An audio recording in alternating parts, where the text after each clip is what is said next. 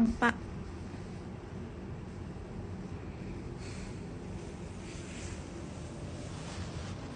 อังเปาก่อนหน้าเนี้ยเราอะเป็นแม่ลูกกันใช่ไหม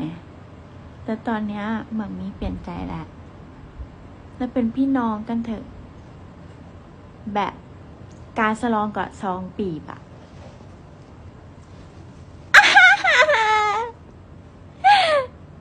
แสดงดีเกินไปหรือเปล่า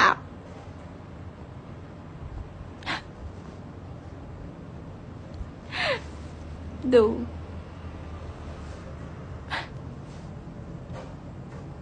ฉันอยากไปอยู่วัด